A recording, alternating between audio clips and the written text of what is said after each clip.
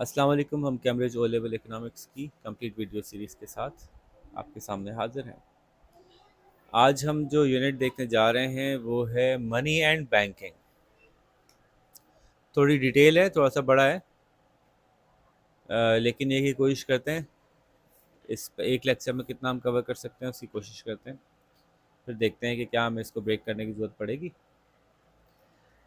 Okay, money क्या है जी? Money money क्या है? आप लोगों के हाथ में आज जो पैसे हैं उसकी मदद से आप कुछ इमेजिन कर सकते हैं कि ये पैसा है, इस पैसे के बदले लोग चीज़ देते हैं। क्यों देते हैं? इस पैसे की क्या वर्थ है?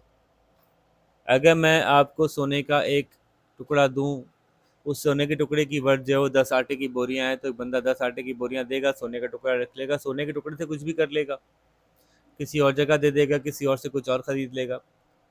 ये कागज़ के टुकड़े में इतनी ताकत कहाँ से आ गई? इसको तो बनाने में 2 रुपए लगे या 5 रुपए लगे, इससे 5,000 रुपये का सामान कैसे आ रहा है? तो इससे पहले आपको ये समझना पड़ेगा कि कहानी कहाँ से शुरू हुई। सोचें कि मनी एग्जिस्ट नहीं करती। अब आपको आटा चाहिए तो कैसे लेंगे? मेरे ऊपर रख के चले बात करें, मैं एक टीचर हूँ, मुझे आटा चाहिए, मैं कैसे लूँगा? हाँ, कैसे ट्रेड, किस चीज़ को ट्रेड करूँगा? मैं पढ़ाता हूँ। आटे वाले के बच्चे कहते हैं हमने पढ़ना नहीं है। आटे वाले को भी नहीं पढ़ना। पैसे तो है ही नहीं ना, सोना भी नहीं है, इस्तेमाल की चीज़ें हैं।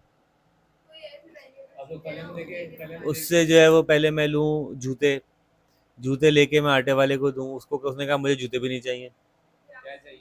अब मैं घूमता हुआ जाऊँ गन्ने वाले से कहा, उसने कहा मुझे जूते चाहिए, उस गन्ने लेके जूते दिए, गन्ने लेके आटे वाले के पास, मैंने कहा गन्ना भी नहीं चाहिए। उसने कहा मुझे तो भाई कुल्हाड़ी चाहिए। अब मैं गन्ना ले कुल्हाड़ी वाले के पास, उसने कहा नहीं, गन्ना नहीं चाहिए, मुझे कुछ जूते चाहिए। अब मैं फिर गन्ने वाले के पास गया, उसने कहा मैं तो जूते पहन लिए। समझ रहे हैं बात? पहले ये होता था जब तक सोना भी नहीं था, मतलब कोई भी मनी नहीं थी। जब कोई भी मनी नहीं थी तो फिर हर शख्स ये सोचता था कि ये भी मुझे करना है, ये भी मुझे करना है। हंटिंग मुझे खुद करनी है, अपना जानवर खुद पकड़ के लाने हैं, अपनी आग खुद लगानी है, अपना सब कुछ खुद मैनेज करना है। ये पुरानी बात हो गई, जब इंसान ने खेती बाड़ी भी नहीं सीखी थी। उस वक्त हर शख्स अपना सब कुछ खुद करता था, पानी भी खुद भरना है, एक दूसरे से सर्विसेज एक्सचेंज करना पॉसिबल नहीं था सिवाय बार्टर के, कि हाँ इत्तेफाक है कि अभी उसके पास जो है वो मुझे चाहिए और मेरे पास जो है वो उसे चाहिए। तो सोसाइटीज़ में ऐसा ऐसा रोल्स डिफाइन हो जाते थे कि भाई ये 4 काम तुम संभाल लो, ये 4 काम मैं संभाल लेता हूँ, फिर एक्सचेंज कर लेंगे। ठीक है, लेकिन बार्टर की वजह से प्रॉब्लम ये होता है कि आप स्पेशलाइज नहीं कर पाते। मैं एक ही काम ज़्यादा अच्छा करता हूँ, वही करता रहता हूँ, बाकी काम दूसरे कर रहे हैं, उनसे मैं एक्सचेंज कर लूँगा समहाउ। एक्सचेंज करने में प्रॉब्लम ये होता है कि ये कैसे तय होगा कि कितने घंटे पढ़ाने की कितने आटे की बोरियां मिलेंगी, कितनी कुल्हाड़ियों के बदले कितने जूते मिलेंगे। ये एक्सचेंज रेट तय नहीं हो पाता बार्टर के अंदर, बहुत मुश्किल होता है। पहले होता होगा तरीकादार, जब करते होंगे ऐसे ही जीते होंगे तो फिर उसको भी कोई ना कोई मैनेज करते होंगे। लेकिन जब एक्सचेंज करने के लिए कोई मीडियम आ गया, जब कोई मीडियम फॉर एक्सचेंज हमें मिल गया, तो फिर लोगों के लिए स्पेशलाइज करना आसान हुआ। ये बात समझ रहे हैं? यहाँ तक कि डिवीजन ऑफ लेबर पॉसिबल हुई कि तुम खाली ये काम कर लो, तुम खाली ये काम कर लो, तुम इस काम के पैसे ले लो, तुम इस काम के पैसे ले लो। वरना एक बंदा कह रहा है मैं तो इतना सा काम मैं तो कर रहा हूँ, तो मुझे तो कुछ मिला ही नहीं, मैंने तो खाली आस्तीन सी, अब मुझे क्या मिला?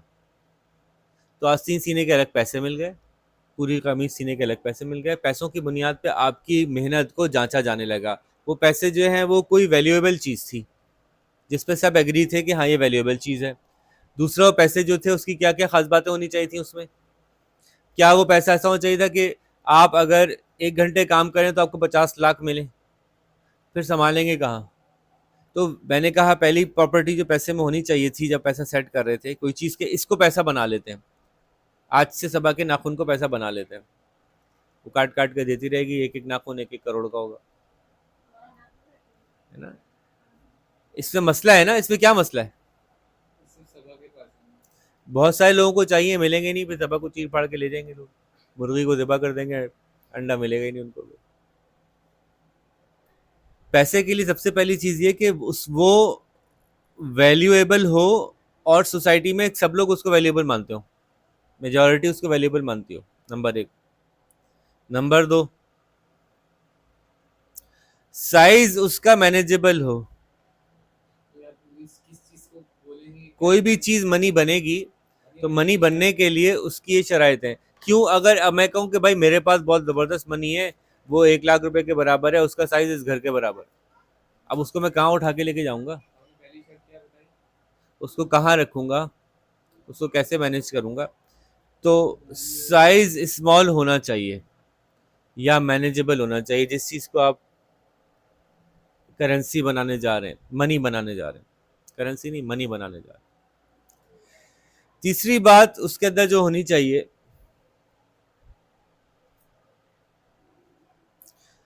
वैल्यूएबल फॉर एवरीवन था ये,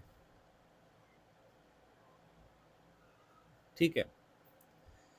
तीसरी बात जो उसमें होनी चाहिए कि वो अनलिमिटेड सप्लाई नहीं होनी चाहिए उसकी। वो क्यों? अनलिमिटेड सप्लाई नहीं होनी चाहिए, यानी स्केर्स होनी चाहिए। ये क्या बात हुई अरूज बाजी?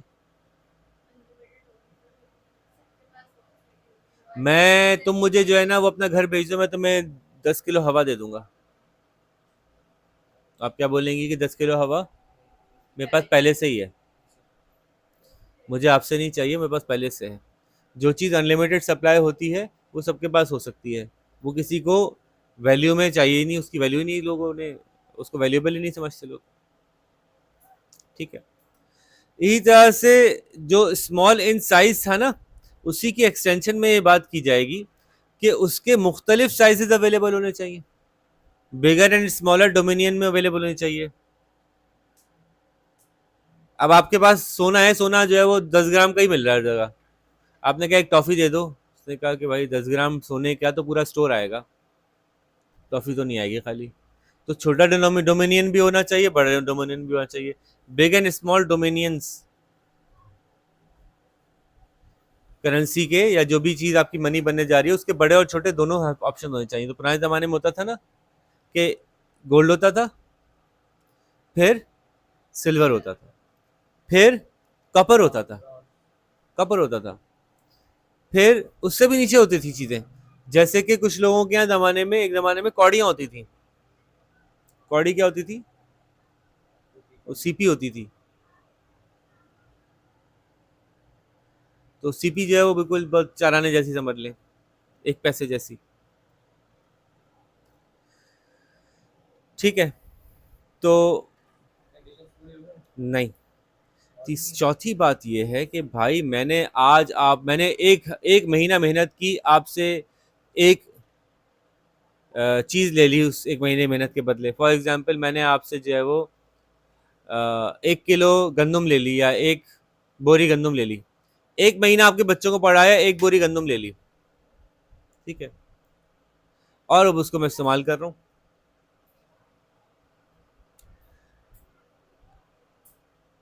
क्या हुआ कि कुछ दिनों बाद एक बोरी गंदम की कीमत जो है वो ऐसी तय हुई कि अब 6 महीने पढ़ाओगे तो एक गंदम की बोरी मिलेगी, तो गंदम की बोरी की वैल्यू बढ़ गई। कुछ दिन बाद ऐसा हो गया कि एक दिन पढ़ा के गंदम की बोरी मिल जाएगी, गंदम की बोरी की वैल्यू कम हो गई। जब इतना फ्लक्चुएट होगा तो मैं कॉन्फिडेंट नहीं होऊंगा कि मैंने पूरा महीना मेहनत की, जो चीज मुझे मिली उसकी वर्थ है क्या। मेरी बात समझ रहे? अब उसको मनी टर्म्स में आज के दौर में देखेंगे ना, समझ में आएगी बात ज्यादा। कि मैं आपसे कहूं कि आप जो है वो अपना घर 1 करोड़ में बेच दें, आपने 1 करोड़ रुपया लिया, घर बेच दिया, 6 महीने बाद वापस घर खरीदने गए, कहने लगे 2 करोड़ का है, तो भाई जो मेरे पास पैसे आए थे वो तो एक घर के पैसे थे ना, अब वो आधे घर के रह गए, तो ये पैसा तो मुझे नहीं चाहिए। इसको कहते हैं स्टोर ऑफ वैल्यू। क्या कहते हैं? स्टोर ऑफ वैल्यू होना चाहिए मनी को।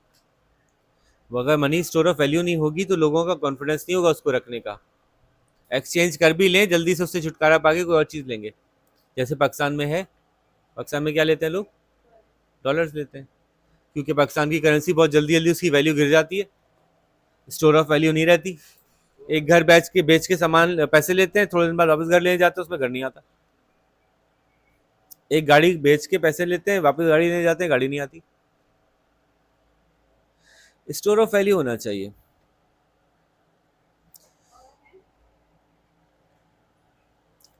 अब ये अच्छी मनी के फीचर्स हैं। एक फीचर और भी है जो जरूरी नहीं है कि हर मनी में हो, लेकिन अगर हो तो वो भी अच्छी चीज है, कि मैंने तुम्हें दे दिया लेकिन तुम्हें मिला नहीं। मैंने आपसे कहा कि कल सुबह से लेके शाम तक आप मेरा काम कर दीजिएगा, ये पकड़िए, मैं आपको एक चीज दे रहा हूं, ये आपके पैसे हैं, समझ लें, लेकिन इनमें पैसे आएंगे शाम को जब आप काम मुकम्मल कर लेंगे। समझ में आ रही है बात? अगर ऐसा हो जाए तो कितना आसान हो काम करवाना।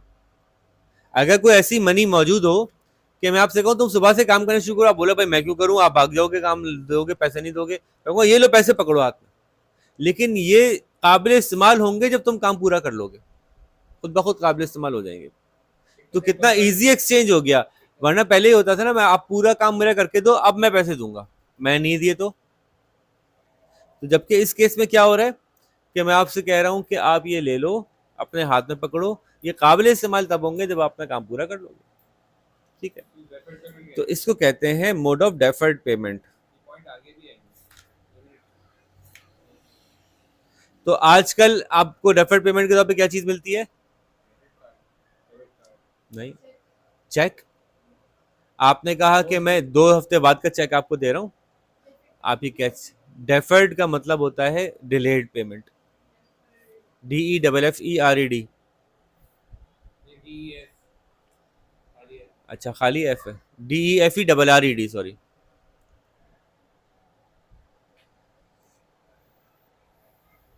फिर एक और क्वालिटी मनी में होनी चाहिए कि वो ड्यूरेबल हो भाई। आपने मनी आप लिया हो, थोड़ी देर में उड़ गई, उसका रंग फेड हो गया, या वो पानी में घुल गई, है ना, आपसे गलती हुई, आपसे जेब में रखा था, बारिश हुई, मनी गायब हो गई। घर बेच के आए थे, बारिश में बह गए पैसे। तो ऐसा तो नहीं होना चाहिए, ड्यूरेबल होना चाहिए। अच्छा जी, स्मॉल साइज को पोर्टेबल भी कह सकते हैं, और स्मॉल डिमिनियन को डिविजिबिलिटी भी कह सकते हैं, कि उसको छोटे टुकड़ों में तोड़ा जा सके, 1000 की भी हो, 500 की भी हो, 50 की भी हो, 100 की भी हो, 10 की भी हो। ठीक है, मैं तो बहुत कुछ बताया, साथ साथ चलें आप। मैंने बताया वैल्यूएबल फॉर एवरीवन होना चाहिए, स्मॉल साइज हो, यानी डिविजिबल भी हो और पोर्टेबल भी हो, डिविजिबल भी हो और पोर्टेबल भी हो। फिर मैंने बताया कि अनलिमिटेड सप्लाई ना हो, स्केर्स हो। फिर मैंने बताया वैल्यू स्टोर करती हो, जल्दी जल्दी उसकी वैल्यू चेंज ना होती हो। फिर मैंने बताया डेफर्ड पेमेंट का अगर ऑप्शन मिल जाए तो बहुत ही अच्छी बात है, मनी के अंदर ये भी आ जाए कहीं से, मॉडर्न डिमांड है ये, लेकिन बार फिर एक मनी के अंदर ज़रूरत है ड्यूरेबल होने की। ठीक है, सो अगर आप मुझसे पूछें व्हाट इज मनी, तो मनी इज अ, जी खत्म हो गया, जनरली एक्सेप्टेबल, ये बुक में लिखा हुआ है, money is a generally acceptable medium of exchange. जैसे कि बिटकॉइन बड़ी अच्छी मिसाल है, कुछ भी नहीं है हाथ में, लेकिन जनरली एक्सेप्टेबल हो गया तो वो भी मनी बन गया। Medium of exchange.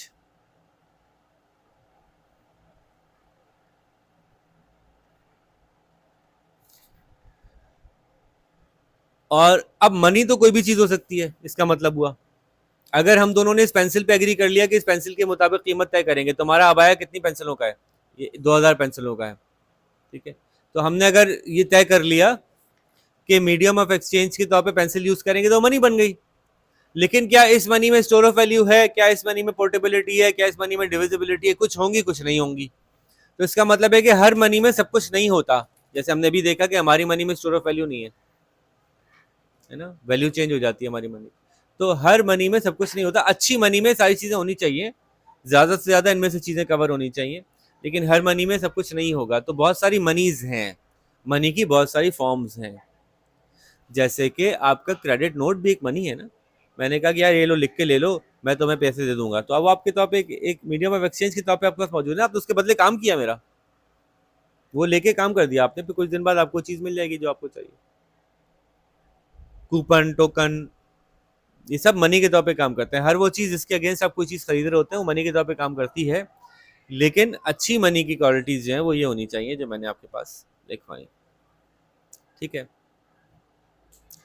मौजूदा दौर में, जदीद दौर के अंदर क्या हुआ, जदीद दौर में, हाँ अभी ऐसी बात हुई, जदीद दौर में क्या हुआ, जदीद दौर के अंदर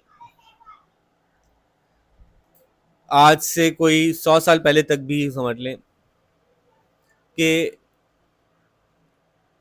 ये बात जहन में थी कि गोल्ड जो है बहुत अच्छी मनी है, गोल्ड और सिल्वर बहुत अच्छी मनी है। क्यों? क्योंकि गोल्ड की सप्लाई बहुत ज़्यादा नहीं है लेकिन बहुत कम भी नहीं है, सब लोगों को एक्सेसिबल हो सकता है। आज से 100 साल पहले की बात कर रहा हूँ। तो एक तो स्कैर्सिटी हो गई गोल्ड में, स्टोर ऑफ वैल्यू बिल्कुल 100%। गोल्ड की वैल्यू जो है वो है, मार्केट में कोई चीज शॉर्ट हो जाएगी तो उसकी प्राइस बढ़ जाएगी गोल्ड के तनासुब से, लेकिन गोल्ड अपने अंदर वैल्यू होल्ड करता है, जो उसकी वैल्यू, क्योंकि इंट्रिंसिक वैल्यू है। एक चीज होती है इंट्रिंसिक वैल्यू होना, उसके अंदर वाकई एक वैल्यू है। एक चीज होती है fiat money, FIAT, fiat. Fiat का मतलब होता है कि उसमें अपनी कोई वैल्यू नहीं है, हमने कह दिया आज से इसको इतना वैल्यूएबल मान लो तो मान लो। जो कागज की मनी के साथ मसला है कि कागज का रुपया असल में 2, 4, 5 रुपए का होता है, उसको हम कहते हैं 5,000 का मान लो तो 5,000 का मान लो, 2, 4, 5 का नहीं होगा, 20, 25 रुपए का होगा। 5,000 का नोट जरा अच्छा प्रिंट होता है, तो जितने का मानने का बोलती है उतने का मान लो, ये होता है फिएट। और उसके अगेंस्ट दूसरी चीज क्या होती है, ऐसी मनी जिसकी अपनी इंट्रिंसिक वैल्यू हो। इंट्रिंसिक का मतलब उसके अपने अंदर ही वैल्यू नहीं होती पेपर नोट्स की। कॉइन के साथ एक बड़ा मसला होता है, आपने सोचा हम कॉपर का कॉइन निकालेंगे, एक कॉपर का कॉइन 10 रुपए का है, लेट सपोज हमने निकाल दिया, थोड़ी देर में हमारी करेंसी की वैल्यू गिर गई। अब लिखा हुआ है उस कॉपर के कॉइन पे 10 रुपए, पहले 10 रुपए के सिक्के 10 टॉफियां आती थी, अब 10 रुपए के सिक्के से 2 टॉफियां आ रही हैं, सिक्के की वैल्यू गिर गई। लेकिन वो जो कॉपर उसके अंदर मौजूद है उसका वजन करके देखो तो उसकी वैल्यू 10 रुपए नहीं है, वो 50 रुपए का बिक रहा है। तो लोग क्या करेंगे, सिक्के लेंगे, पिघलाएंगे और मार्केट में बेच देंगे, है ना। ये हुआ पिछले दिनों हमारे साथ। फिर कॉइन चेंज की गवर्नमेंट ने जल्दी जल्दी, वो सिल्वर के कॉइन लिया, वो वाला सिल्वर नहीं, मतलब वो सिल्वर कहते हैं उसको, सिल्वर नहीं होता वो, एल्युमिनियम होता है एक्चुअली, एल्युमिनियम के कॉइन लिया है। कॉपर के कॉइन थे हमारे यहाँ, वो ब्राउन ब्राउन कलर के कॉइन होते थे ना, वो 1 रुपए का सिक्का निकाला था, वो अब इस वक्त निकालो 10 रुपए की वैल्यू होगी उसकी। तो जिसका पढ़े वो पिघला पिघला के बेचेगा, बहरहाल ये जुर्म है पिघला के बेचना सिक्का, लेकिन ये मसला भी स्टोर ऑफ वैल्यू ना होने से होता है मनी के साथ।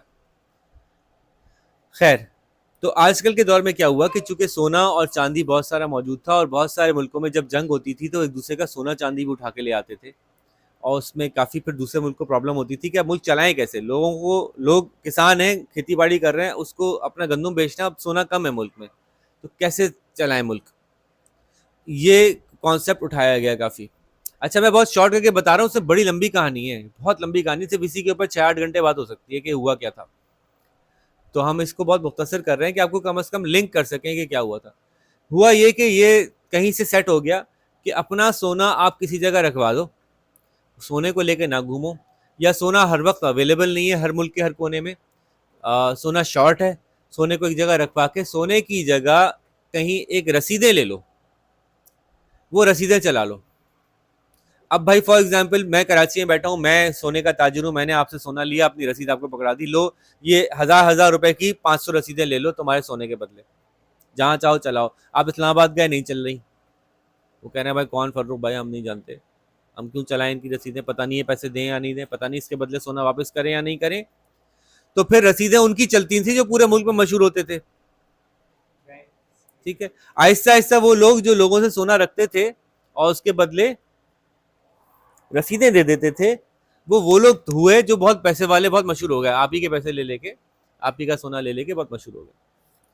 अच्छा, ये आपके कोर्स का पार्ट नहीं है, लेकिन मैं ऐसे बता रहा हूँ, उन्होंने गेम ये किया, उन्होंने कहा आप मेरे पास सोना रखवाते हो, फॉर एग्जाम्पल 10,000 रसीदों का, एक रसीद 1,000 रुपए की है, 10,000 रसीदों का सोना रखवाते हो, लेकिन सारी रसीदें लेके नहीं जाते, सारी रसीदें इन कैश नहीं कराते, ले जाते हो इन कैश नहीं कराते, 10,000 रसीदें लेके गए, हर हर रसीद 1,000 की है, घर जाके रख दी डब्बे में, उसमें से बहुत से बात 5-6 इस्तेमाल की, बाकी सोना मेरे पास वैसे पड़ा हुआ है, कोई सोना मांगने नहीं आ रहा आपके पैसों से, आपकी रसीदों को देकर सोना लेने मेरे पास कोई नहीं आ रहा, आपने मेरे पास सोना रखवाया 200 ग्राम 500 ग्राम, मैंने उसकी रसीदें दी आपको, टुकड़े टुकड़े करके सोना रख लिया अपने पास स्टोर, कि भाई सबा ने रसीदें दे दी, अब रसीदें लेके घूमेगी, और किसी को देना होगा रसीद दे देगी, वो बंदा आके मुझसे सोना ले जाएगा सबा का, आ ही नहीं रहा कोई बंदा, पूरी लाइफ टाइम गुजर गई सबा की, बहुत से बहुत जो एक्सचेंज हुआ वो ये हुआ कि सबा के पास से 10 रसीदें निकली, फिर 10 वापस भी आ गई, फिर सबा ने लाके मुझे दी, फलाने बंदे ने मुझे, मैंने काम किया था उसकी रसीदें आ गई, ये सोना मेरे से वापस डाल दो,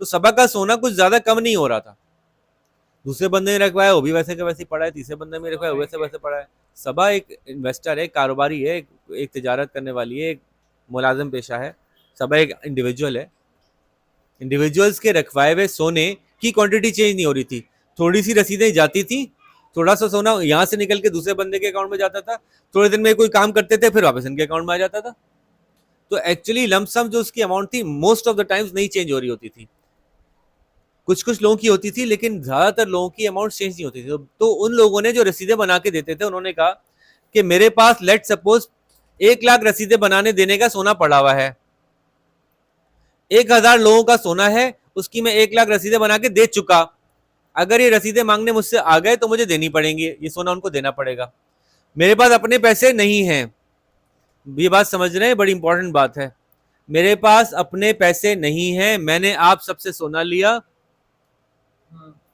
आप सबका सोना मेरे पास रखा हुआ है, मैं इसके बदले थोड़ा सा आपसे फीस ले लेता हूँ, यार आपका इतना काम कर रहा हूँ, रसीदें छाप के देता हूँ, सोने की हिफाजत करता हूँ, अभी आसानी हो गई, चोरी नहीं होगा ना, आप कहीं जाएंगे आपकी रसीदें चोरी हो गई तो प्रॉब्लम नहीं है, आप मेरे पास आप आके बता देना कि भाई मेरी रसीद नंबर 500 से 800 तक की चोरी हो गई है, इसको कैंसिल कर दो, मैं कैंसिल कर दूंगा, आपकी आपकी सिक्योरिटी ज्यादा अच्छी हो गई, बात समझ में आ रही है कि अगर मेरी रसीदें चोरी होती हैं तो मुझे मसला नहीं है, मैं जाके बैंक उससे जो बंदे से रसीदें रखवाई थी उससे कैंसिल करवा दूंगा रसीदें, ठीक है, नहीं तो सिक्योरिटी फील हो रही है मुझे कि यार मुझे सोना लेके नहीं घूमना पड़ रहा, नंबर एक तो ये हो गई बात, लेकिन अगर सब लोग एक साथ पहुंच गए, आप क्या बोल रहे हैं, दोबारा वो बात करेंगे? सब लोग पहुंच जाएंगे, सबका सोना मेरे पास रखा हुआ है, मैं सबको वापस कर दूंगा, 10 लाख रुपए का 10 लाख सोने के टुकड़े रखे हुए हैं पास, आप सबने रखवाए हुए, उसके बाद आप मुझसे पैसे रसीदें लेके गए हुए हैं, रसीदें मैंने आपको दी हुई हैं, लेकिन मैंने बताया कि लेने आ नहीं रहा कोई सोना, जो सोना लेने मेरे पास जो 10 लाख सोने की डलियां रखी हुई है 10 की 10 ही रखी हुई है,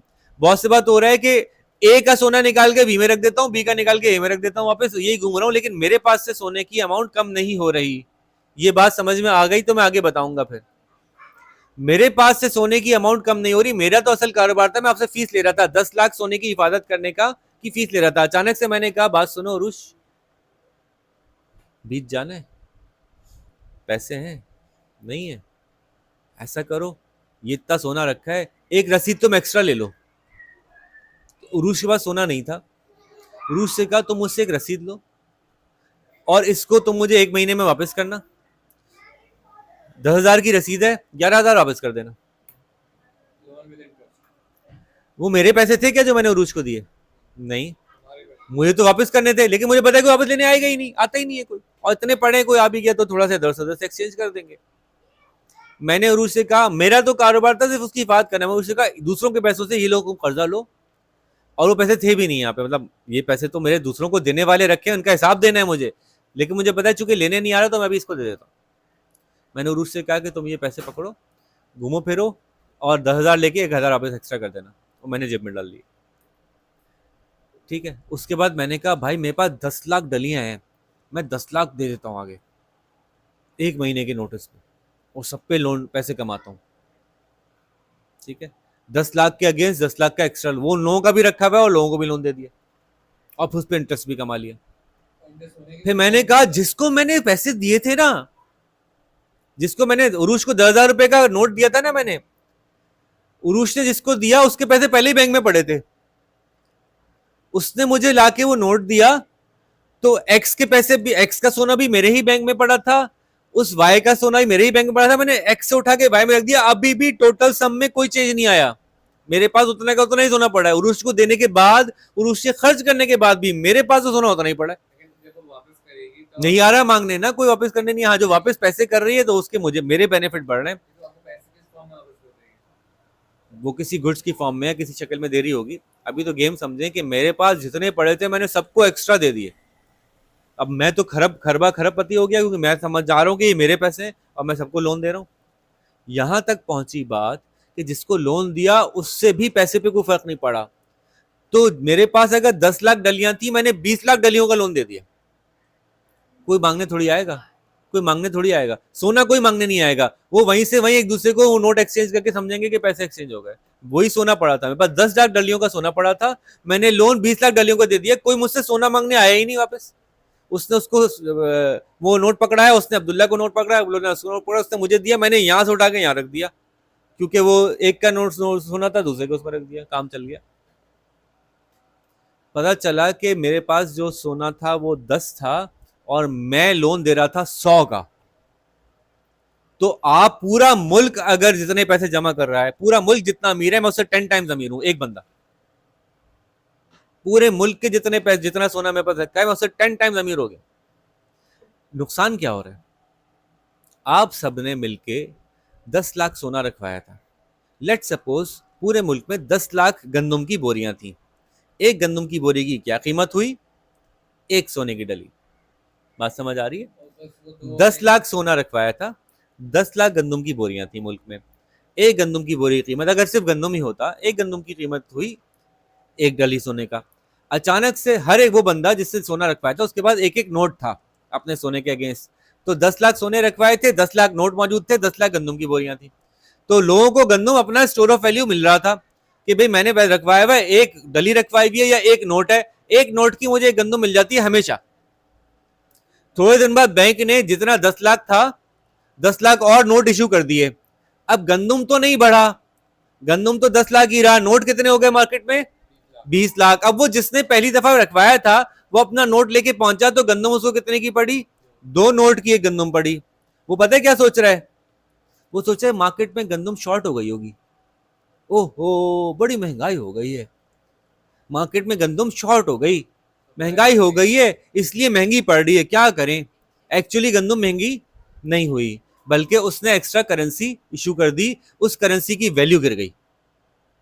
ये है फिएट मनी का प्रॉब्लम, कि उसकी सप्लाई किसी एक बंदे के हाथ में है, और बंदा जब सप्लाई बढ़ेगा, बाकी सब जिनके पास पहले से वो मनी थी, उन सबकी मनी की वैल्यू क्या होगी? गिर जाएगी। बात समझ आ रही है? और जब उसने ऐसा किया होगा कि 10 लाख के बजाय 1 करोड़ इशू कर दिए होंगे, तो कितनी गिरी होगी वैल्यू, कितने लोग रोए होंगे। लेकिन हर इंडिविजुअल ये समझता होगा जंगी हालात हैं, लड़ाइयां चल रही हैं, पड़ोसी मुल्क के हालात खराब हैं, इसलिए महंगाई हो रही है, फलाना हो रहा है। ये कोई कनेक्ट नहीं कर पा रहा कि भाई ये तो एक्स्ट्रा नोट छाप छाप के बांट रहे हैं। ये काम था इनिशियली मनी लेंडर्स का, मनी लेंडर्स होते थे, मनी लेंडर्स होते थे, प्राइवेट बैंक्स होते थे। इतने थोड़े अरसे में ये इतने पावरफुल हो गए। अच्छा, इनका रोल क्यों था, इनका रोल बना क्यों था, ये भी पूरी कहानी है, फिर ये कहानी में ही हमारी पूरी क्लास निकल जाएगी कि क्रिश्चियनिटी के अंदर जो है वो आप अपने एक दूसरे को लोन नहीं दे सकते इंटरेस्ट पे। ज्यूज जो हैं वो बाकी तमाम इंसानों को इंसान ही नहीं समझते, मतलब अपने लेवल का इंसान नहीं समझते। उनके यहाँ जो भी हलाल हराम है वो अपने ज्यूज टू ज्यू हलाल हराम है, ज्यू टू अदर्स हलाल हराम नहीं है। मतलब आप इंसान को गर्दन पे छुरी फेर सकती हैं? नहीं फेर सकती ना। गाय की गर्दन पे फेर सकती हैं? फेर सकती हैं। लेकिन जो हमारे तो इस तरह से जीव एक दूसरे को तो लोन इंटरेस्ट पे नहीं दे सकते, हराम है, लेकिन चूंकि ये तो जानवर ही है, इनको इंटरेस्ट पे लोन दे सकते हैं। दूसरे जो तो अब उस जमाने में यूरोप में ज्यूस की बड़ी पिटाई होती थी, बहुत नीच घटिया समझा जाता था, इंसानी सलूक अच्छा नहीं होता था उनसे। लेकिन जब क्रिश्चियन को लोन चाहिए होता था तो ज्यू के पास जाता था, ज्यू उसको लोन दे देता था। और उसके भी कई तरीके होते थे, एक दूसरे क्रिश्चियन से पैसे लेता था, खुद तो गरीब होता था, अगर दूसरे क्रिश्चियन से पैसे लेता था, इस वाले क्रिश्चियन को देता था कि लो भाई लोन ले लो, मैंने दिया लोन। वो हमारे यहाँ भी इस तरह का हिलाब होता है आजकल, ये खैर और लंबी चली जाएगी बात। ये हीले हमेशा से रहे, अभी तक हमारे यहाँ भी ऐसे हीले होते हैं कि बीच में गरीब बंदे को डालते हैं, वो उससे लेके उसको दे देता है और हम समझते हैं कि काम हो गया। यहाँ से जीव को ये आइडिया आया कि यार ये मनी लैंडिंग कर सकते हैं, और पूरा उन्होंने मनी लैंडिंग का सेटअप इतना बड़ा कर लिया, इतना बड़ा कर लिया कि they became more powerful than the king. They became more powerful than the king. आज भी उनका नाम, मतलब आप समझते हैं कि मार्क जुकरबर्ग या एलन मस्क अमीर है? वो अमीर नहीं है, क्योंकि ये इनकी जो पैसे हैं वो अकाउंटेड फॉर है ना, इसलिए आपको नजर आता है अमीर है। अमीर वो है जिनके पैसे अकाउंटेड फॉर ही नहीं है। सोच लें इतने अमीर हैं कि पूरा पूरा मुल्क खरीदा उन्होंने। बहुत अमीर थे, बहुत पैसे, क्योंकि आप सोचे ना पूरे मुल्क का गोल्ड इनके पास आ गया, गोल्ड के अगेंस्ट उन्होंने 100% ऊपर कर दिया। 10% पैसे रख, 10% गोल्ड होता था, 100% इशू करते थे। इतना इतना ज्यादा छापा उन्होंने। तो सारे लोगों के मुकाबले में, पूरे मुल्क के जितने ही पैसे उनके पास रखे हैं, उसके मुकाबले में वो अगर लोग मांगने आए तो क्या होगा? लोग मांगने नहीं आ रहे थे। उन्होंने सदियों देख लिया, 1-2 साल नहीं देखा ना, सदियों देख लिया। उसके बाद भी इसी बात क्योंकि ट्रस्ट हो गया था कि ये पैसा पैसा ज्यादा बेहतर है गोल्ड से।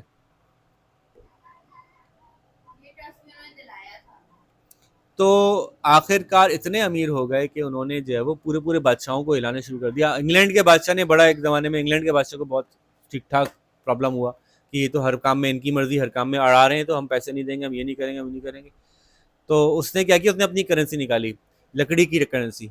लकड़ी में वो दंदाने बने होते थे, उसको बीच से तोड़ते थे, दंदानों को दंदानों से मैच करते थे, तो पता चलता था असली करेंसी। बड़े इंटरेस्टिंग तरीके से करेंसी बनाई, क्योंकि जब कोई चीज़ टूटती है तो आर्बिट्रेरी अंदाज से टूटती है ना। तो दो, एक पीस गवर्नमेंट के पास होता था, एक पीस बंदे को देते थे, तो ये ओरिजिनल है कि नहीं चेक करने के लिए वापस लाता था, कि मिला के देखते थे, हाँ ये पूरा बैठ गया, ये ओरिजिनल है। तो ये मज़ेदार मज़ेदार से तरीके की बात। यूरोप यूरोप में इन्होंने बहुत कंट्रोल करने की कोशिश की। जब लोगों को अंदाजा हो गया, खासतौर पर हुकूमतों को अंदाजा हो गया, बादशाहों को अंदाजा हो गया कि प्रॉब्लम क्रिएट कर रहे हैं, उन्होंने इनको निकालने की कोशिश की। इन्होंने यूरोप में ठीक ठाक जंग करा दी और दोनों तरफ पैसे खिलाए। मतलब आप जंग कर रहे हैं, आपको तोप चाहिए, आपको तलवार चाहिए, आपके पास पैसे कहाँ से आएंगे? मनी लेंडर है ना, मनी लेंडर है देने के लिए। तो इधर उन्होंने नेपोलियन को भी लैंड किया, इधर उन्होंने इसको भी लैंड किया, इधर उन्होंने इसको भी लैंड किया, और ठीक ठाक यूरोप में जंग करवाई, और उस जंग से और पैसे कमाए, क्योंकि जो लैंड किया वो भी उधार इंटरेस्ट पे लैंड किया। जीतने वाले को भी लैंड किया, हारने वाले को भी लैंड किया, और ठीक ठाक पैसे जमा करके निकलना था यूरोप से। उन्होंने यूरोप से निकले और नई दुनिया में चले गए। नई दुनिया जो उस वक्त नया नया दुनिया में इजाद हो रहा था, यूएसए, जहाँ का कोई कॉन्स्टिट्यूशन नहीं था, जहाँ पे कुछ नहीं था, वहाँ पहुँच गए। वहाँ पे लोगों को खरीदा, सियासतदानों को पूरी पूरी। बिलाखिरकार इस तरह के कॉन्स्टिट्यूशनल अमेंडमेंट्स करवाई। जब मुल्क नया नया बन रहा था ना, तो वहाँ पे बादशाह के साथ प्रॉब्लम ये कि बादशाह ने कहा ओके तुम लोग अच्छे हो, कल सुबह उठ के कहा नहीं तुम लोग अच्छे नहीं हो, चलो बंद कर दो, तो बंद कर दो। बादशाह के पास ये पावर थी ना। लेकिन आज़ाद मुल्क में कॉन्स्टिट्यूशन बनने वाला था, कोई बादशाह नहीं था, कॉन्स्टिट्यूशन में जो लिख दिया वो लिख दिया, अब चेंज नहीं होगा बेटा। और चेंज करने के लिए तो 200 पॉलिटिशियन चाहिए, वो सब तो हमारी जेब में। तो उन्होंने कॉन्स्टिट्यूशनली ऐसे अमेंडमेंट्स, ऐसे क्लॉजेज रखवाई जो उनको लाइफ टाइम प्रोटेक्ट करेंगी।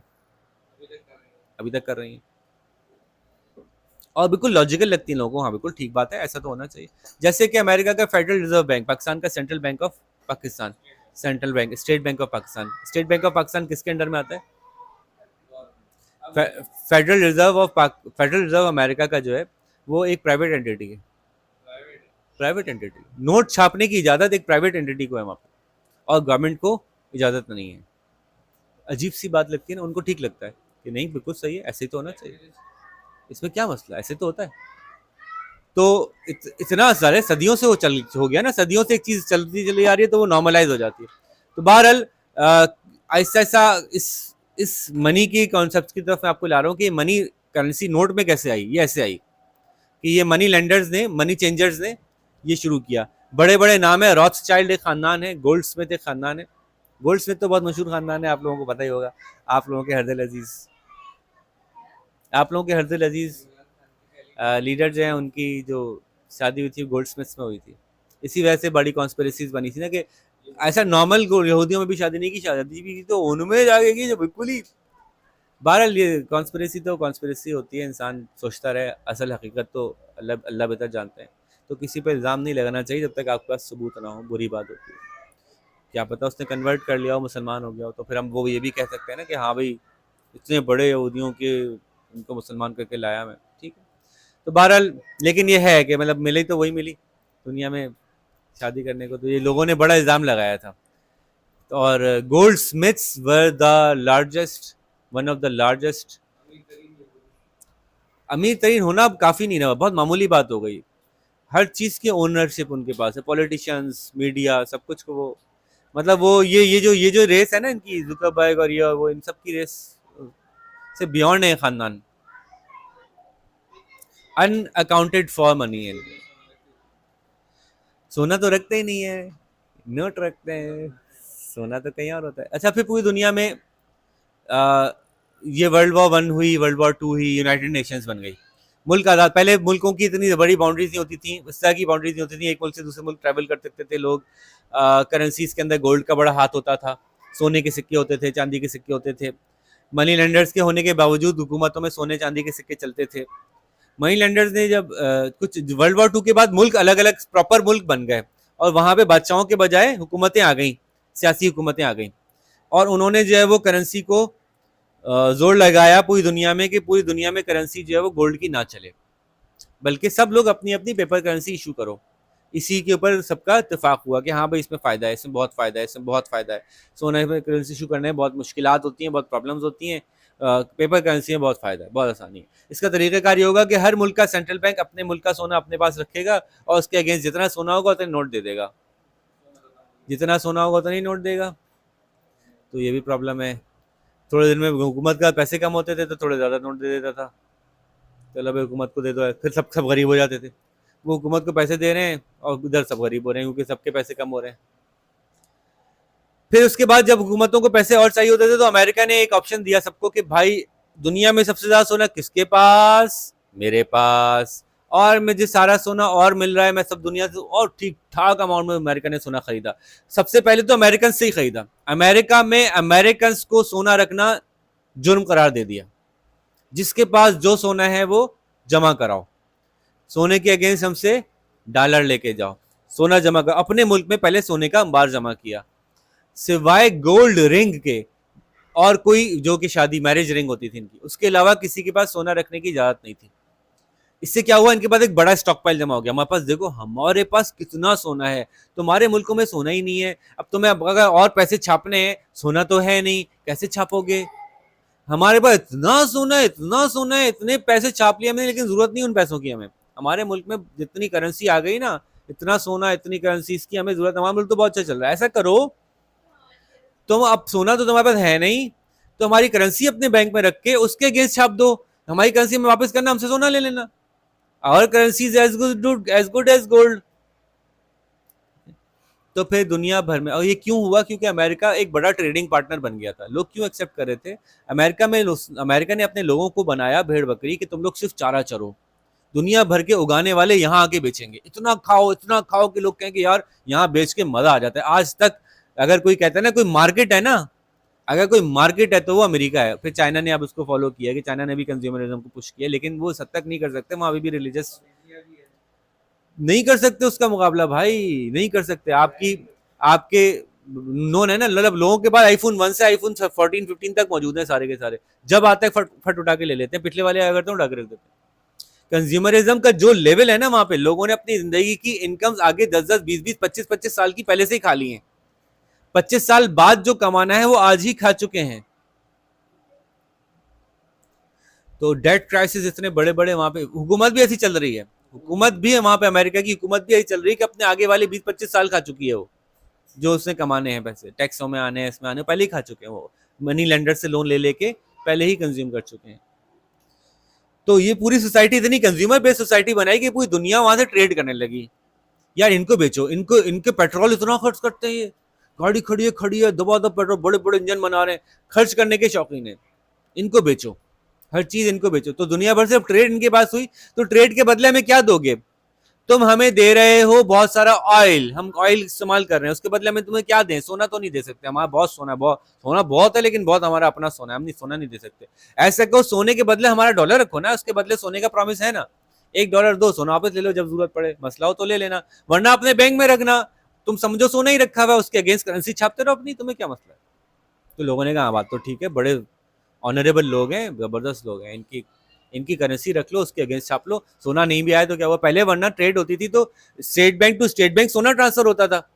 आपके मुल्क से 50 लाख का सोना आना है, आपके मुल्क के ट्रेडर्स ने कपड़ा बेचा, ट्रेडर्स को तो रुपए मिल जाएंगे सेंट्रल बैंक की तरफ से, दूसरे मुल्क से सोना उठा के सेंट्रल बैंक अपने सेंट्रल बैंक में रख लेगा, सेंट्रल बैंक अमीर होगा, मुल्क अमीर होगा। जब दूसरे मुल्क से सोना सेंट्रल बैंक में आएगा, सेंट्रल बैंक और पैसे छाप सकेगा बगैर किसी को गरीब किए, वो पैसे छाप के उन ट्रेडर्स को देगा, लो भाई तुम्हारी कमाई ये लो। मुल्क अमीर, वाकई में अमीर होगा, वाकई में एक्चुअली अमीर हो जाएगा कि लोगों के पास और पैसे आएंगे लेकिन दूसरों के पैसों की वैल्यू गिरेगी नहीं, क्योंकि सोना ही बढ़ गया पीछे से। तो उन्होंने कहा कि हाँ हाँ ये सब कुछ ठीक है, तुम ऐसा करो कि ये करेंसी उठाओ, सोना ना उठाओ, करेंसी ले जाओ हमसे, हम तो इतने, कल भी तो आओगे, कल भी तो ट्रेड करोगे, हम तो इतने बड़ा ट्रेड पार्टनर है तुम्हारे, देखो भाई हम नाराज हो जाएंगे तुम ऐसी बातें करोगे तो, हम पे ट्रस्ट नहीं करते क्या, इतना तो खरीदते हैं तुमसे, रोज का खरीदारी है तुम्हारी।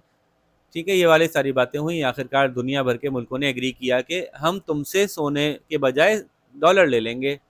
यहां तक कि इतना चल पड़ा डॉलर कि फिर पाकिस्तान का जब सऊदी अरब से कोई खरीदने गया तो सऊदी अरब ने कहा कि यार तुम ऐसा करो, हमें सोना ना दो, डॉलर ही दे दो। आपस के दो मुल्कों का भी एक्सचेंज जो था वो डॉलर में शुरू हो गया। यहां तक कि इंटरनेशनली सारी करेंसीज का एक्सचेंज डॉलर के अगेंस्ट होने लगा, ट्रेड सारी डॉलर में चली गई। जब सारी ट्रेड डॉलर में चली गई तो 1970s में अमेरिका के प्रेसिडेंट ने कहा कि देखो भाई डॉलर है ना तुम्हारे पास, ये जो सोना है ना इसका वादा कैंसिल, अब सोना नहीं मिलेगा, अब डॉलर पे चलाओ। तो पहले अगर इनको ये होता था कि हम डॉलर छापते हैं, हमारे पास 10 अरब का सोना है तो 10 अरब के डॉलर छापेंगे, अब वो सोने के अगेंस्ट डॉलर का चक्कर खत्म, जितने डॉलर चाहेंगे हम छापेंगे, तो हमसे डॉलर, अब क्या आसानी हो गई उनको, उनको खाते रहे वो डॉलर छापते रहे, खाते रहे डॉलर छापते रहे, उनको मसला ही नहीं, डॉलर छाप छाप के आपको देते रहे।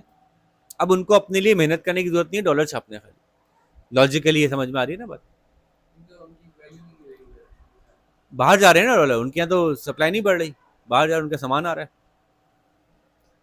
तो ये पूरी एक कहानी थी, इस कहानी में, आई एम सॉरी थोड़ा सा टाइम हमारा लगा, और मैंने बड़ा शॉर्ट करके बताई आपको, इसमें बहुत सारी गेम्स हैं, बहुत सारी बातें हैं। अब हमारे मुल्क में जो करेंसी इशू होती है उसके अगेंस्ट सोना सारा नहीं रखा, सोना शायद 8-10 अरब का होगा, बाकी का सोना नहीं रखा हमारे पास, डॉलर या फॉरेन करेंसी अकाउंट है। तो है सोने का जखीरा हमारे पास भी है, लेकिन ऐसा नहीं है कि सारी करेंसी के अगेंस्ट सोने का जखीरा हो। जब शुरू शुरू में करेंसियाँ इशू हुई थी, करेंसीज इशू हुई थी, तो ये सारी बातें ऐसी तय होती थी, तो उस पर लिखा होता था कि जो जो अमाउंट इस पे लिखी है इसके जितना सोना आपको वापस मिल जाएगा इस पेपर के अगेंस्ट। कल्चरली लिखा हुआ है, ट्रेडिशनली लिखा हुआ है, अब वो ऑनर नहीं होगा, हामिल हज़फ को मुतालबे पर अदा नहीं करेगा अब।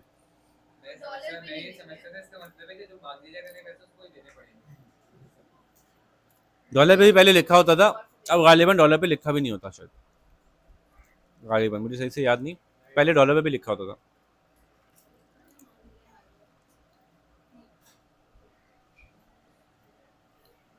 हामिल हज़फ का मतलब the bearer of this note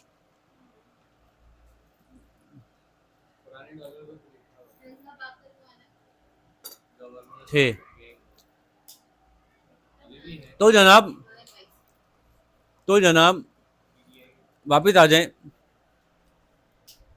तो करेंसी इशू होने शुरू हो गई, करेंसी के अंदर जब पेपर में आपके हाथ में आ गई तो लोगों के अंदर एक्सेप्टेबिलिटी आ गई, हुकूमत ने बोला है तो सही होगी, तो अब करेंसी में, हालांकि इसके बहुत प्रॉब्लम्स हैं, बहुत मसले हैं, और इसका आखिर का हल ये निकला कि आंखें बंद कर लो, आंखें खोलोगे तो खो जाओगे, क्योंकि ज़कात की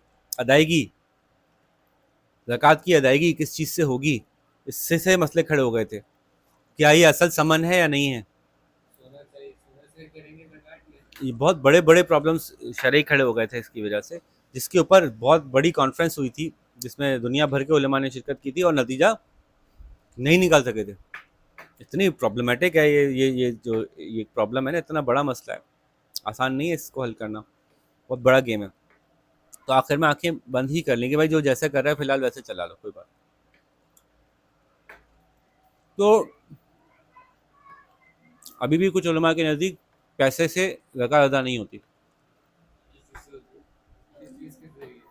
हम्म। हाँ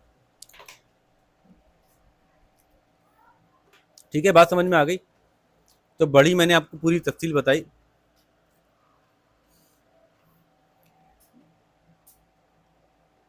कि कैसे पैसे बैंक में होते हैं सोने की सूरत में। अब नॉर्मली क्या होता है, अब चेंज हो गया, अब करेंसी है, करेंसी को बैंक रखते हैं। बैंक अभी भी ये करते हैं, अब पहले सोना लेके रखते थे, अब बैंक आपसे करेंसी लेके रखते हैं जो कि पेपर करेंसी है। रसीदें लेके रख लेना, रसीदें लेके रखते हैं, उसके अगेंस्ट दूसरों को रसीदें इशू कर देते हैं, लोन देते हैं। और बैंक अभी भी उसी फंक्शन पे कायम है। इसको कहते हैं फ्रैक्शनल रिजर्व बैंकिंग, के जितने पैसे रखे हैं उससे ज़्यादा का लोन दे सकते हैं वो। 10% to 100%। आज तक फ्रैक्शनल रिजर्व बैंकिंग जो है वो जारी है। इसीलिए बैंक जो है वो 100 रुपए पे, आपने उसके पास 100 रुपए रखे, कहेगा भाई आप मुझे 100 रुपए दे रहे हो ना, मैं 100 रुपए का किसी को लोन दूंगा, 100 रुपए के लोन देके उस पे से 10 रुपए इजाफी कमाऊंगा, 10 रुपए में 3 रुपए मैं रखूंगा, 7 आपको दूंगा। लेकिन वो 100 रुपए रख के 100 रुपए का लोन नहीं देगा, वो 100 रुपए रख के 1000 का लोन देगा, उसमें 7 रुपए आपको देगा, बाकी सारे उसकी जेब में। तो वो जितने पैसे आप रखवा रहे हैं उसका एक फ्रैक्शन रखता है, बाकी सबका लोन पैसे रखवाते हैं उसको क्या बोलते हैं? सेविंग कर रहे हैं आप, डिपॉजिट, बैंक में डिपॉजिट कर रहे हैं। ठीक है जी। तो बैंकों को कहते हैं फाइनेंशियल इंस्टीट्यूशंस। क्या कहते हैं?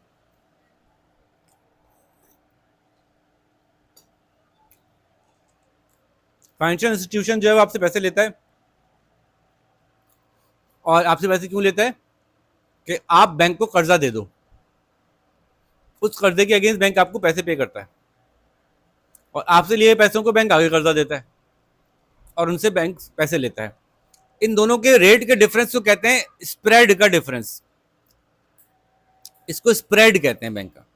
यानी आपको बैंक पे कर रहा है, फॉर एग्जाम्पल अभी हम बात करें, बैंक आपको पे कर रहा है 16%, 100 रुपए पे 16 रुपए एक साल के देगा। अच्छा, बैंक का जो भी रेट होता है वो ईयरली होता है। बैंक ने आपसे कहा 16% पे आपको दे रहा हूं मैं, साल के 1 लाख आपने दिए थे, 1,16,000 आपको देंगे साल में। और वो आगे उसी 1 लाख को जो लोन देगा वो 20% पे देगा। तो स्प्रेड कितने परसेंट का हो गया? 4% का हो गया। 4% बैंक का हो गया। हाँ, इसको स्प्रेड कहते हैं। बैंक के प्रॉफिट को split। बैंकिंग स्प्रेड का मतलब होता है कि बैंक ने लैंड और बोरो जो किया उसके रेट में क्या डिफरेंस था। ठीक है। थोड़ी सी कराची की, पाकिस्तान की मालूमात भी दे दूं। पाकिस्तान में सबसे बड़ी मार्केट जो है वो कराची की मार्केट है। कराची में बैंक एक दूसरे से भी लोन लेते हैं, बाद औकात ऐसी जरूरत पड़ जाती है। स्टेट बैंक की कुछ कंडीशन है कि आपको इतना पैसा होना चाहिए, अगर उससे ज्यादा लोन उन्होंने दे दिया, अभी आज के दिन वो पैसा कम है, तो एक बैंक दूसरे बैंक से लोन ले लेता है। तो इसको क्या बोलते हैं? तो ये लोन जो है वो इंटर बैंक लोन होता है। बात समझ में आई कि क्यों लेता होगा? सेंट्रल बैंक ने कहा कि हर वक्त 10 मिलियन तो होंगे आपके पास, अभी कोई लोन लेने आया उसको दे दिए, अभी 5 मिलियन पड़े हैं, 5 मिलियन शॉर्ट हैं, दूसरे बैंक के पास 20 मिलियन पड़े हुए हैं, उसके पास तो एक्स्ट्रा ही पड़े हुए हैं, तो तुम्हारे पास फालतू पड़े हुए हैं, तो मुझे दे दो, मैं उस पर इंटरेस्ट भी दूंगा तुम्हें, तो मुझे 2 दिन के लिए लोन ले दो, ताकि जब भी चेक करने आए तुम्हारे पास पैसे पूरे हों। तो ये जो लोन इंटर बैंक लोन होता है, ये तय करता है कि मार्केट में क्या इंटरेस्ट रेट चलेगा उधार देने पर। ठीक है। कराची में जो इंटर बैंक लोन का जो रेट है उसको कहते हैं काइबोर। क्या कहते हैं? Karachi inter bank offer rate या समथिंग ऐसे कुछ है। KIBOR, KIBOR।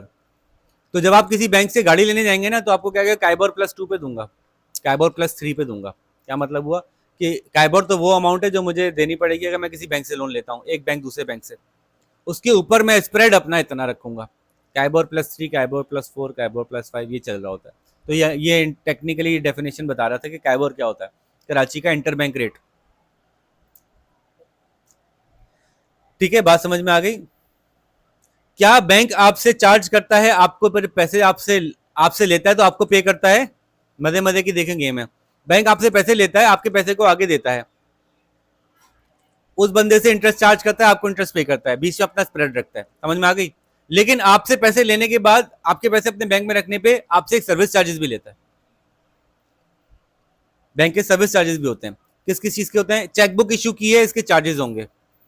चेकबुक क्या होती है, समझ में आता है? चेकबुक वो बुक होती है जिसके अंदर आपके साइन होते हैं, तो आप उस साइन के अगेंस्ट अपने पैसे निकलवा सकते हैं। या आपको क्रेडिट कार्ड या एटीएम कार्ड इश्यू करेगा तो उसके भी सर्विस चार्जेस होंगे। आपको एसएमएस करेगा ट्रांजैक्शन पे तो एसएमएस के सर्विस चार्जेस होंगे। हर चीज के सर्विस चार्जेस बैंक आपसे लेगा, हालांकि पैसे आपके रखे हैं उसने, लेकिन सर्विस चार्जेस आपसे पे लेके। इसी तरह से जिसको लोन देगा उससे इंटरेस्ट तो अलग चार्ज करेगा, उससे भी सर्विस चार्जेस लेगा, एप्लीकेशन प्रोसेसिंग फीस, फलाने फीस। बोरोवर और लेंडर,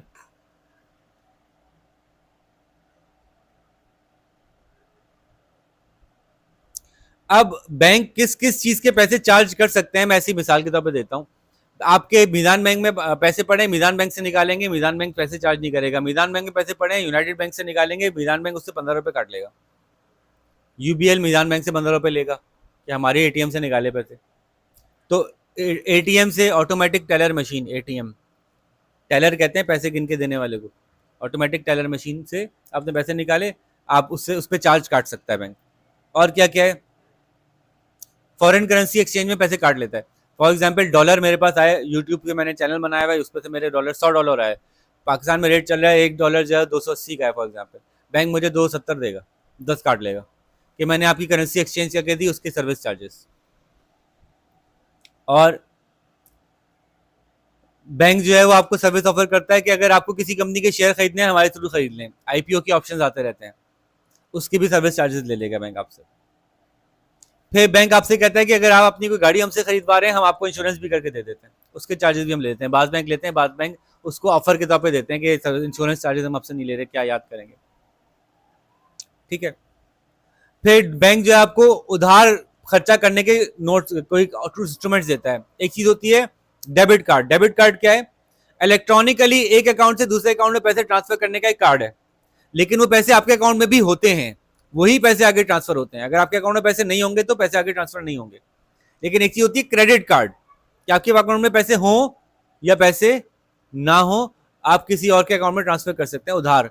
उसके ऊपर एक टाइम लिमिट होती है, आपने हमसे उधार लिया, अगर 10 दिन के अंदर अंदर पैसे वापस आ गए तो ठीक है, वरना उससे ऊपर हुआ तो अब उस पर इंटरेस्ट चार्ज होना शुरू हो जाएगा। तो लोग क्या करते हैं, उस क्रेडिट कार्ड की मदद से ही अपनी आगे की 10-10 साल की इनकम को कंज्यूम कर चुके होते हैं। इतना पैसा कंज्यूम कर लेते हैं कि वो 10 साल तक उसको पे करते रहना पड़ेगा आपको। बात समझ आ रही है? ऐसा करने का इंसेंटिव क्यों होता है पता है आपको? ऐसा चक्कर है, ऐसा चक्कर है। सबको पता है फिएट मनी की वैल्यू ओवर द टाइम गिरती है, क्योंकि ये छापते रहेंगे, मेरी करेंसी की वैल्यू गिरती चली जाएगी। तो आज जो चीज परचेज कर ली वो सस्ती पड़ी, बाद में यही 1 लाख रुपए बेकार होंगे। आज 1 लाख रुपए की गाड़ी आ रही है, 5 साल बाद 1 लाख रुपए की आधी गाड़ी भी नहीं आ रही होगी। तो 5 साल बाद वाले 1 लाख रुपए महंगे बेकार हैं, आज वो 1 लाख अच्छे हैं। तो 5 साल वाले 1 लाख उधार लेके आज खर्च करके चीज ले लो। आज चीज सस्ती है, करेंसी की वैल्यू ज्यादा है, 1 साल बाद करेंसी की वैल्यू कम होगी, तो 1 साल की करेंसी आज ही खर्च कर दो।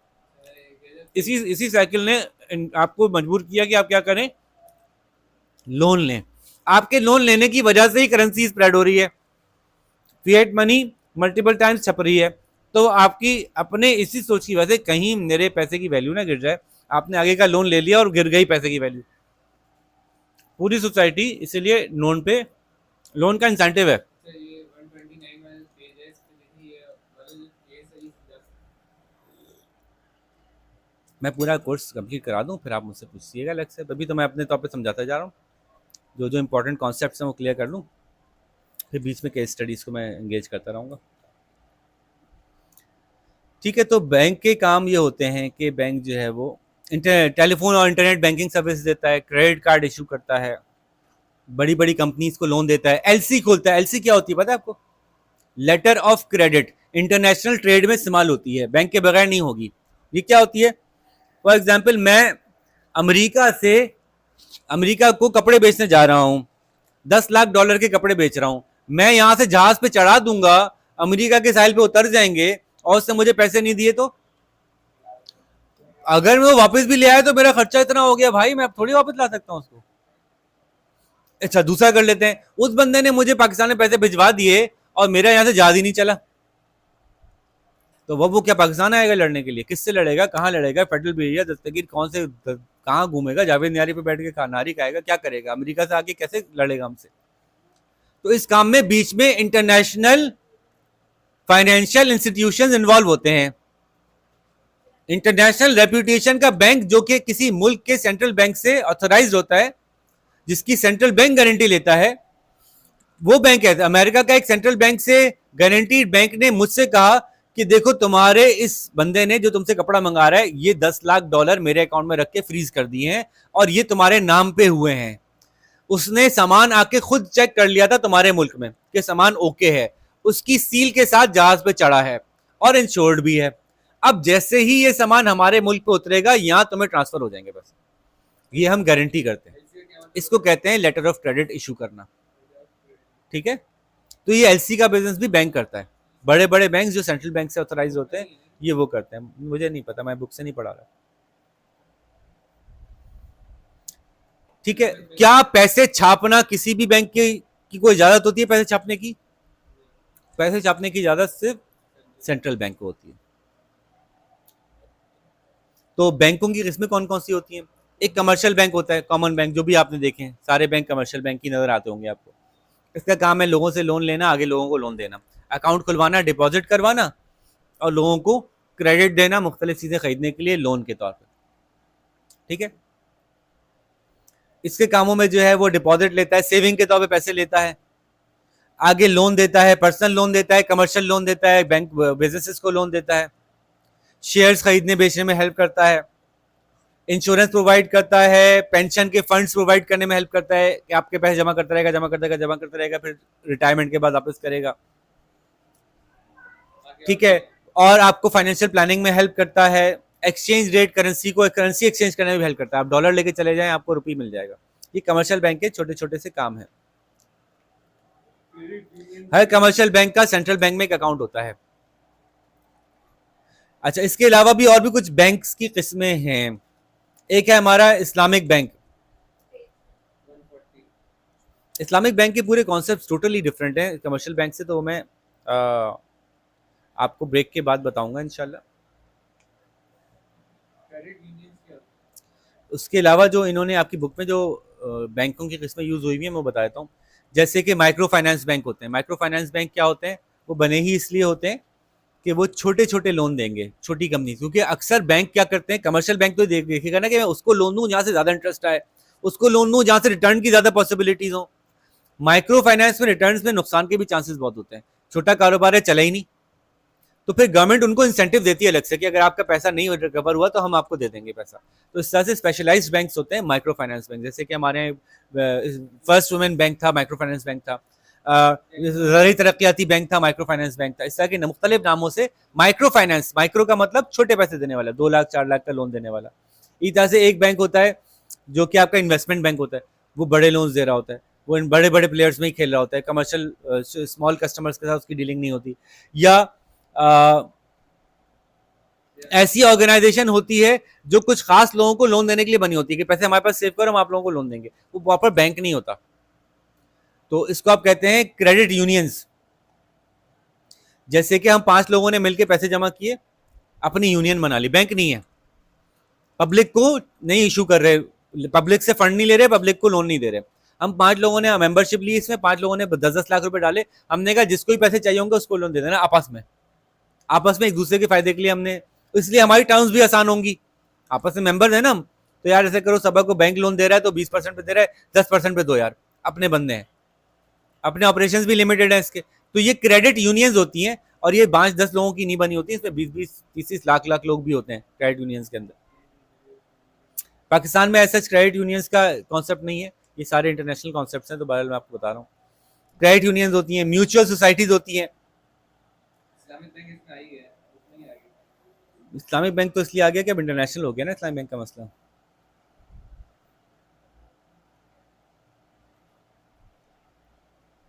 ये आमतौर पे जो आपकी म्यूचुअल सोसाइटीज होती हैं, ये आमतौर पे घर खरीदने के लिए लोन देती हैं, स्पेशलाइज करती हैं, प्रॉपर्टीज खरीदने के लिए लोन देती हैं।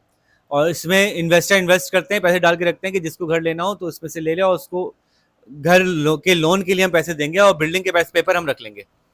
जब लोन पूरा हो जाएगा तो फिर पैसा वापस कर देंगे। पाकिस्तान में एक ऐसा बैंक था जिसका नाम था house building finance corporation, HBFC।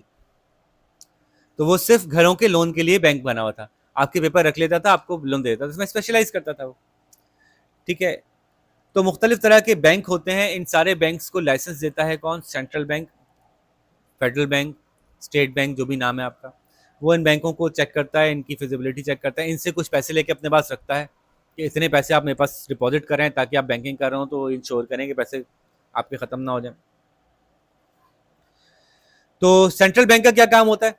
Central bank का सबसे पहला काम होता है, सेंट्रल बैंक नोट छाप के देता है, कॉइन्स छापता है, ठीक है। और सेंट्रल बैंक का क्या काम होता है? गवर्नमेंट से की पेमेंट्स को मैनेज करता है। हुकूमत को किसी को पे करना है, सेंट्रल बैंक के थ्रू पे होता है। हुकूमत को लोन लेना होता है सेंट्रल बैंक के, वैसे तो अब ये बहुत लंबा मसला है कि सेंट्रल बैंक से अब लोन गवर्नमेंट आसानी से नहीं ले सकती, कमर्शियल बैंक से या इंटरनेशनली अपने वो लोन के इंस्ट्रूमेंट जो गवर्नमेंट इशू करती है उसमें भी सेंट्रल बैंक हेल्प करता है। नेशनल डेट्स को सेंट्रल बैंक मैनेज करता है कि दूसरे मुल्कों से उधार लिया तो सेंट्रल बैंक मैनेज कर रहा होगा उसको, उसको पैसे रिटर्न करने हैं, आईएमएफ से पैसे लिए, आईएमएफ को पैसे देने हैं, ये सेंट्रल बैंक कर रहा होगा, ठीक है। दूसरे बैंकों को रेगुलेट करता है, छोटे कमर्शियल बैंक कैसे चलेंगे कैसे नहीं चलेंगे, ये सारा कुछ रेगुलेशन सेंट्रल बैंक करेगा। रूल्स रेगुलेशन, तुम इतने % पैसे जरूर अपने पास रखोगे, इतना कैश होना चाहिए, इतना रिजर्व होना चाहिए, सब कुछ बैंक चेक करता है। Lender of the last resort के तौर पे सेंट्रल बैंक काम करता है, यानी कमर्शियल बैंक को अगर पैसे चाहिए और बहुत जरूरी चाहिए, फंस गया, तो वो सेंट्रल बैंक से पैसे उधार ले सकता है। कमर्शियल बैंक भी सेंट्रल बैंक से उधार ले सकता है पैसे। तो मुल्क का सोना और मुल्क की फॉरेन करेंसी के रिजर्व्स सारे के सारे मेजरली सेंट्रल बैंक के पास होते हैं। और ये तय करना कि इंटरेस्ट रेट क्या होगा, कितनी मनी मार्केट में सप्लाई होगी, यानी मॉनेटरी पॉलिसी, ये सेंट्रल बैंक का किदा होता है। एक्सचेंज रेट सेट करना, मनी की सप्लाई का सेट करना, इतनी करेंसी एक्स्ट्रा छाप के बांट दो, इतना इंटरेस्ट रेट गिरा दो, लैंडिंग आसान कर दो, लैंडिंग पॉलिसी मुश्किल कर दो, लोन मिलना कम हो जाएंगे, अचानक से मनी की सप्लाई मार्केट में कम महसूस होने लगी, ये सारे काम भी सेंट्रल बैंक के हैं, ठीक है। पहला हमने इसका एक यूनिट लिया, यहाँ पे हम पॉज करते हैं, थोड़ा सा 5 मिनट का रेस्ट लेते हैं और इसका पार्ट 2 के साथ फिर आपके साथ आते हैं। अपना ख्याल रखें और जल्दी से अगली वीडियो देखें। अल्लाह हाफ़िज़।